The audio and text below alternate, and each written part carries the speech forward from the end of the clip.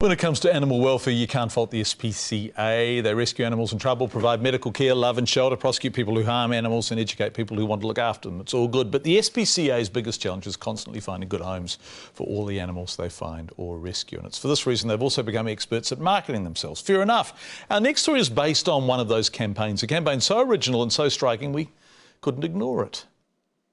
Is it true? Well, Tristram Clayton, the story is so strange, you have to see it to believe it.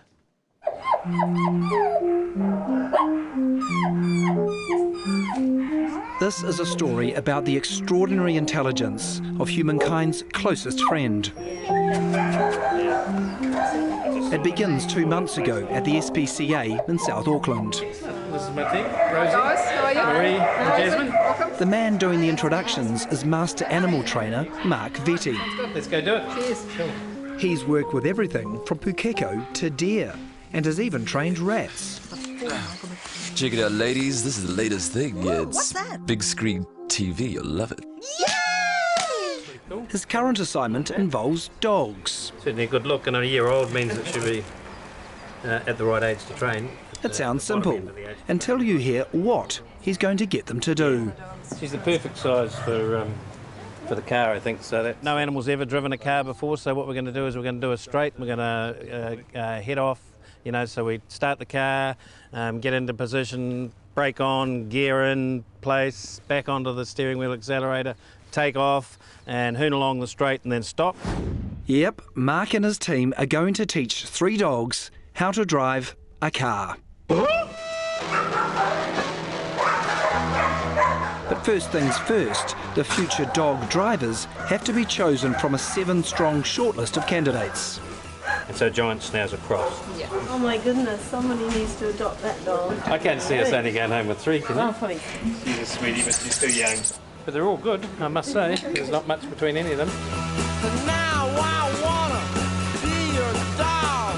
In the end, 3 very different dogs are chosen.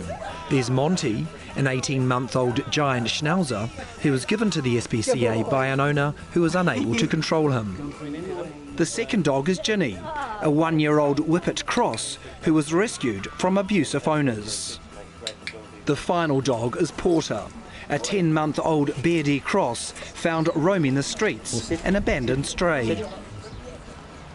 Decision made, the life of these 3 dogs is about to radically change. Instead of the walled enclosures of the SPCA, there'll be bush, paddocks, rivers and cars. Here we go.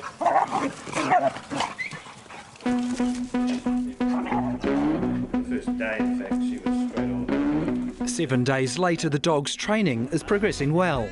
At this early stage, lessons revolve around putting paws on targets Left and right. and getting used to sitting in a mock-up car rig.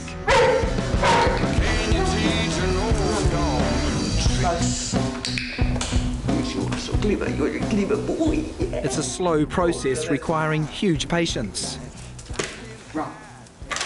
Wrong. Wrong. But out of the chaos, order gradually appears. Yeah, good boy.